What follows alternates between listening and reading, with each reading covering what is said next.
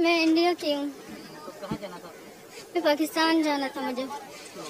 मेरी शादी हुई है, मेरे पास पूरा प्रूफ है। मैं चाहे तो अभी भी आपको दिखा सकती हूँ। पहलगाम आतंकी हमले के बाद बड़े तनाव के बाद भारत ने गुरुवार को 27 अप्रैल से पाकिस्तानी नागरिकों को जारी सभी वीजा रद्द करने की घोषणा की। साथ ही पाकिस्तान में रहने वाले भारतीय नागरिकों को जल्द से जल्द वापस लौटने की सलाह दी। इस हमले में 26 लोग मारे गए थे। ये नवीनतम कदम भारत द्वारा पाकिस्तान के खिलाफ कई कदमों की घोषणा के एक दिन बाद उठाया गया है, जिसमें पाकिस्तानी मिलिट्री अताशे को निष्कासित करना, 1960 की सिंधु जल संधि को निलंबित करना और अटारी भूमि पारगमन चौकी को तत्काल बंद करना शामिल है।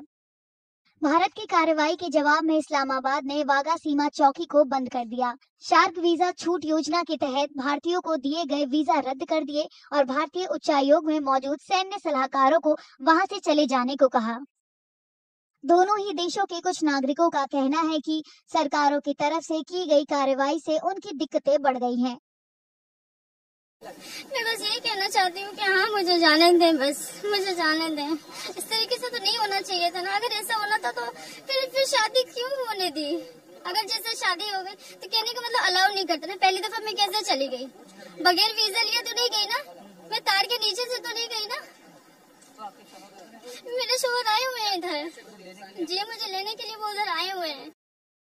लोगों का कहना है कि वापसी की तय की गई समय सीमा से वे हैरान परेशान हैं और वे समझ नहीं पा रहे हैं कि करे तो क्या करे। मैं इंडियन हूँ। मेरी शादी पाकिस्तान में हुई है आज से 10 साल पहले। मेरे दोनों बच्चे इंडिया में हुए थे, पर इनके पास ग्रीन पासपोर्ट है, पाकिस्तानी पासपोर्ट है। दोनों पाकिस्तानी हैं। अभी से 2 महीने पहले फरवरी में मैं यहाँ पे आई थी घूमने के लिए। अब मैं बच्चों के साथ अभी ये जो इन्विटेशन दे दिया कि जल्दी से जल्दी 48 घंटों में जाना। मेरा पासपोर्ट इंडियन है, मेरे बच्चे पाकिस्तानी हैं, तो अब मुझे यहाँ से निकलना है, तो मैं कैसे निकलूंगी? अब इमिग्रेशन के लिए जाएंगे तो पता लगेगा कि इनका क्या अपनी गाइडलाइन मिली है और कैसे रहेगा। अगर ये गाइडलाइन होती है कि मदर इंडियन पासपोर्ट होल्डर नहीं जा सकता, तो फिर मेरे बच्चों के लिए मुश्किल हो जाएगी कि दोनों बच्चे माइनर हैं, दोनों बच्चे जा नहीं पाएंगे। सरकार से ये अनुरोध है, इस तरह के जो केसेस हैं उसमें कुछ राहत दी जाए और कोई न कोई रास्ता निकाला जाए। वापस लौटने को मजबूर पाकिस्तानी नागरिकों की मुश्किलें भी कम नहीं हैं, क्योंकि उनके पास अब भारत में अपने रिश्तेदारों के साथ बिताने के लिए बहुत कम वक्त बचा है। कहाँ के रहने वाले? इस्लामाबाद। कब आए थे भारत? 16 को। 16 अप्रैल को। 16 अप्रैल को। कितने दिन तक था? 1.5 माह का, 45 डेज। तो कैसे आना हुआ था? वैसे अपने पेरेंट्स हैं, मेरे भाई हैं यहाँ पे। अच्छा, फैमिली इधर है। तो मैं शादी होके उधर गई हूँ। मलाल नहीं होता कि जल्दी जाना पड़ता? जी बहुत, परसों से रोना होना चल रहा है। कितनी देर बाद आए थे? 2 साल। 2 साल के बाद। प्रधानमंत्री नरेंद्र मोदी की अध्यक्षता में बुधवार को हुई सुरक्षा मामलों की कैबिनेट समिति की बैठक में पाकिस्तान के खिलाफ कड़े कदम उठाने का फैसला लिया गया। विदेश मंत्रालय ने कहा कि भारत द्वारा पाकिस्तानी नागरिकों को जारी सभी मौजूद वैध वीजा 27 अप्रैल से रद्द कर दिए गए हैं। साथ ही कहा गया है कि पाकिस्तानी नागरिकों को जारी मेडिकल वीजा केवल 29 अप्रैल तक वैध होंगे। विदेश मंत्रालय ने कहा कि वर्तमान में भारत में मौजूद सभी पाकिस्तानी नागरिकों को वीजा की अवधि खत्म होने से पहले देश छोड़ देना चाहिए। विदेश मंत्रालय ने भारतीय नागरिकों को पाकिस्तान की यात्रा से बचने की भी सलाह दी है। ਸਤਿ ਸ੍ਰੀ ਅਕਾਲ ਦੋਸਤੋ, ਪਹਿਲਗਾਮ ਦੇ ਵਿੱਚ ਹੋਏ ਅੱਤਵਾਦੀ ਹਮਲੇ ਤੋਂ ਬਾਅਦ ਜਿੱਥੇ ਪੂਰੇ ਦੇਸ਼ ਦੇ ਵਿੱਚ ਵਸਦੇ ਲੋਕਾਂ ਦੇ ਦਿਲ ਦਹਿਲੇ ਹੋਏ ਹਨ ਅਤੇ ਉਹਨਾਂ ਲੋਕਾਂ ਤੇ ਕੀ ਬੀਤੀ ਹੈ ਜਿਨ੍ਹਾਂ ਨੇ ਆਪਣੇ ਫੈਮਿਲੀ ਮੈਂਬਰਸ ਨੂੰ ਇਸ ਹਮਲੇ ਦੇ ਵਿੱਚ ਗਵਾਇਆ, ਉਹ ਉਹੀ ਜਾਣਦੇ ਨੇ।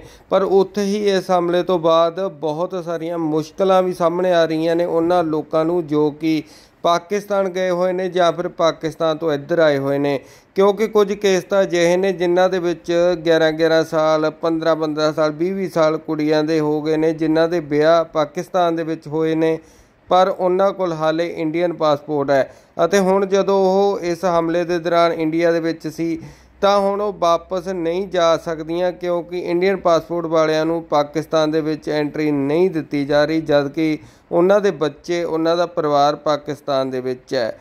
ਅਤੇ ਉੱਥੇ ਹੀ ਇਸ ਮਾਮਲੇ ਦੇ ਵਿੱਚ ਕੁਝ ਕੁੜੀਆਂ ਵੀ ਸਾਹਮਣੇ ਆਈਆਂ ਨੇ ਜੋ ਕਿ ਕੈਮਰੇ ਦੇ ਸਾਹਮਣੇ ਭੁੱਬਾਂ ਮਾਰ ਕੇ ਰੋਈਆਂ, ਜਿਨ੍ਹਾਂ ਦਾ ਕਹਿਣਾ ਹੈ ਕਿ ਉਹਨਾਂ ਦਾ ਪਰਿਵਾਰ ਸਾਰਾ ਪਾਕਿਸਤਾਨ ਦੇ ਵਿੱਚ ਹੈ ਅਤੇ ਸਰਕਾਰ ਨੂੰ ਉਹਨਾਂ ਦੇ ਅਜਿਹੇ ਮਾਮਲਿਆਂ ਦੇ ਲਈ ਕੁਝ ਕਰਨਾ ਚਾਹੀਦਾ। ਉੱਥੇ ਹੀ ਮੋਦੀ ਨੂੰ ਵੀ ਕਟਹਿਰੇ ਦੇ ਵਿੱਚ ਖੜਾ ਕੀਤਾ ਕੁਝ ਲੋਕਾਂ ਨੇ, ਜਿਨ੍ਹਾਂ ਦਾ ਕਹਿਣਾ ਹੈ ਕਿ ਦੇਸ਼ ਤੇ ਇੰਨੀ ਵੱਡੀ ਮੁਸੀਬਤ ਆਈ ਹੈ ਜਦ ਕਿ ਮੋਦੀ ਸਰਕਾਰ ਹੁਣ ਬਿਹਾਰ ਦੇ ਵਿੱਚ ਚੋਣਾਂ ਦੇ ਵਿੱਚ ਵਿਅਸਤ ਹੋ ਰਹੀ ਹੈ, ਪ੍ਰਚਾਰ ਕਰ ਰਹੀ ਹੈ। ਤਾਂ ਉੱਥੇ ਕੁਝ ਲੋਕਾਂ ਨੇ ਇਸ ਗੱਲ 'ਤੇ ਵੀ ਇਤਰਾਜ਼ ਜਤਾਇਆ ਕਿ ਜਦੋਂ ਇਸ ਹਮਲੇ ਦੇ ਵਿੱਚ ਮਾਰੇ ਗਏ ਉਹਨਾਂ ਲੋਕਾਂ ਨੂੰ ਸ਼ਰਧਾਂਜਲੀ ਦੇਣ ਦੇ ਲਈ ਅਮਿਤ ਸ਼ਾਹ ਅਤੇ ਹੋਰ BJP ਦੇ ਲੀਡਰ ਪਹੁੰਚੇ ਸਨ। ਤਾਂ ਇਸ ਮੌਕੇ ਕੁਝ ਨੱਚਣ ਚਾਉਣ ਦਾ ਪ੍ਰੋਗਰਾਮ ਵੀ ਪੇਸ਼ ਕੀਤਾ ਗਿਆ ਸੀ, ਰੈੱਡ ਕਾਰਪੇਟ ਵਿਛਾਏ ਗਏ ਸਨ, ਜੋ ਕਿ ਸਰਾਸਰ ਇਨਸਾਨੀਅਤ ਨਾਤੇ ਵੀ ਗਲਤ ਹੈ।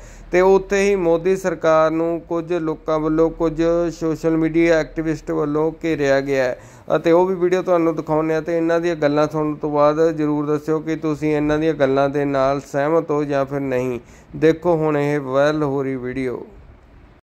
देखिए, सभी को पता है पहलगाम में जो हुआ है, इस देश में इतनी बड़ी घटना हो गई है और इससे पूरा देश आहत है। लेकिन जिनको आहत और ज्यादा होना चाहिए उनकी अभी जमीर नहीं जाग रहा, क्योंकि वो लोग बिहार चुनाव में बहुत ज्यादा व्यस्त है। और यहाँ पर पहलगाम के उन पर्यटकों की बात नहीं है। 2019 के लोकसभा चुनाव में 40 जवान शहीद हुए थे। तो भारत की जो सुरक्षा एजेंसियां हैं, जिनके हाथ में एजेंसियों को चलाने का जिम्मा दिया हुआ है राजनाथ जी, ये शंका पैदा करता है उन पर, गृह मंत्री पर, अमित शाह जी पर शंका पैदा करता है, देश के प्रधानमंत्री पर सुरक्षा की जिम्मेदारी दी गई है। तो इन पे हमारी शंका जाती है। क्यों जाती है? आज 140 करोड़ की आबादी है। पहलगाम में जो हुआ है पूरे दिल दहल रहा है, पूरे हिंदुस्तान का नहीं और आसपास के देश का भी। लेकिन 140 करोड़ की आबादी के साथ में आज देश की सरकार के साथ में खड़े हुए हैं सब लोग। अगर आज भी देश की सरकार या गृह मंत्री या प्रधानमंत्री देश का, भारत का तिरंगा पाकिस्तान में, रांची में, रावलपिंडी में नहीं लहरा सके तो मैं कहूंगी कि दुर्लालच है ऊपर। क्योंकि आज देश का एक बच्चा, एक महिला, एक नारी, चाहे पक्ष हो चाहे विपक्ष हो, खुल करके बोला कांग्रेस के हमारे लीडर राहुल गांधी जी ने कि हम मोदी जी के साथ, हम देश की सरकार के साथ खड़े। क्योंकि यह मामला सिर्फ पक्ष और विपक्ष का नहीं आता भाई, या कांग्रेस भाजपा का नहीं आता, या हिंदू मुस्लिम का नहीं आता। यह मामला आता है भारत की अखंडता का, यहाँ हमारे भारत का मामला आता है। और जब भारत का मामला आता है तो मैं ये बेहतर जानती हूँ क्योंकि भारत की राजनीति में सभी दल, सभी संगठन एकजुट होकर के लड़ाई को लड़ते हैं। आज सभी लोग साथ हैं। तो मैं निवेदन करती हूँ यहाँ पर अपने देश के प्रधानमंत्री जी से कि 2-4-6 दिन में कुछ एक्शन का रिएक्शन करिए, कि जिससे हम भी आपको मीडिया में आकर के बोले कि आज आपने सराहनीय काम किया है। क्योंकि जब पुलवामा में हमारे भाई शहीद हुए थे तब भी आपने हमको मायूस लौटाया था, वो आतंकवादी भी नहीं पकड़े गए थे। गुरदासपुर में हमला हुआ था तब भी वो लोग नहीं पकड़े गए थे। आज पहलगाम में अंदर आया कोई और चला गया तब भी नहीं पकड़ा। और जब एक महिला 4 बच्चों को लेकर के पाकिस्तान से भारत में रहने लग जाती है, 3 महीने बाद भारत सरकार को पता चलता है, तो ये शंका पैदा करने का काम करती है। बहुत सारी ऐसी चूक हुई है सुरक्षा एजेंसियों से, या हमारे देश के गृह मंत्री या प्रधानमंत्री, रक्षा मंत्री से। लेकिन आज हम उन बातों को दरकिनार करते हुए निवेदन करते हैं कि कोई ऐसा काम आप करें जिससे कि हमें भी लगे कि हमने निवेदन किया, पूरे देश भर में कैंडल मार्च, उन शहीदों को नमन करें। वैसे तो पुलवामा वाले जो हमारे भारत के सैनिक थे उनको ही अभी इंसाफ नहीं मिला, लेकिन फिर भी उम्मीद करते हैं कि जो 28 परिवार जिन्होंने अपने बेटे, अपने पति, अपने भाई, अपने पिता खोए हैं, उनको न्याय मिले, उनको इंसाफ मिले और पाकिस्तान को मुंह तोड़ आतंकवाद के खिलाफ हम लोग जवाब दें। और जरूरत पड़े तो सिर्फ कांग्रेस का ही नहीं, भारत का एक एक बच्चा देश की सरकार के साथ में धावा बोलने के लिए पाकिस्तान में तैयार है। सरकार कह रही है कुछ नया होने वाला है। अच्छी बात है, हम उम्मीद करते हैं जिस दिन सरकार कुछ नया करेगी, बड़ा करेगी। मैं आपसे वादा करके जाती हूँ कि मैं विपक्ष में बैठी हुई हूँ, लेकिन मैं भारत की लड़की हूँ, मैं भारत में जन्मी हूँ। तो मैं अपने देश के प्रधानमंत्री का काम के लिए सराहना करूंगी, मैं उनका धन्यवाद करूंगी किसी चौराहे पर आकर के कि देश के प्रधानमंत्री जी ने एक्शन का रिएक्शन किया है बहुत जल्दी। और ये मेरा पहला काम होगा कि मैं देश के प्रधानमंत्री जी का जिम्मेदारी के साथ में धन्यवाद करूं। जिस तरह से पाकिस्तान के वीजा रद्द किए गए, पाकिस्तान भी है, सीमा हैदर को क्या वापस जाना चाहिए? देखिए, ये सीमा हैदर का जो मामला है, ये मामला उससे भी बड़ा है कि कोई महिला 4 बच्चों को लेकर के यहाँ रह रही है, भारत सरकार को नहीं पता है। रही बात सीमा हैदर को वहाँ जाने की नहीं जाने की, ये बात जो है तय करेगी भारत सरकार। मैं और आप तय नहीं करेंगे, क्योंकि अगर मैं और आप तय करते तो हम तो काफी दिन पहले तय कर लेते। उनके लाला खिलाने का इंतजार नहीं करते, उनके बच्चे खिलाने का इंतजार नहीं करते। आज उनके बच्चे भी हो गए, हम लोग और आप लोग इंतजार नहीं करते। ये तय करे सरकार, सरकार की जिम्मेदारी है। सबसे पहले सरकार की जिम्मेदारी तो ये है कि वो पाकिस्तान को मुंह तोड़ करके जवाब दे, ये पहला कर्तव्य है। बाकी बातों में उलझाना, सीमा हैदर में घसीटना और तमाम मुद्दों में घसीटना, इन बातों को फिलहाल साइड में रखें। फिलहाल आतंकवाद के खिलाफ और पाकिस्तान को मुंह तोड़ जवाब देने का काम करें। मूर्ख ना समझे भारत की जनता को, क्योंकि जब सीमा हैदर को पूरे देश की मीडिया में चलवाया गया था ना सरकार के द्वारा, तो जब कितने सारे बिल सरकार ने पास किए थे, कितने सारे मुद्दों को दबाने का काम किया था। अब वही फिर मत कीजिए, क्योंकि यहाँ 28 जवान देश के मरे और वो मासूम बच्चे, मासूम परिवार यतीम हुए। यहाँ मामला सीमा हैदर का या नहीं है, मामला देश का है।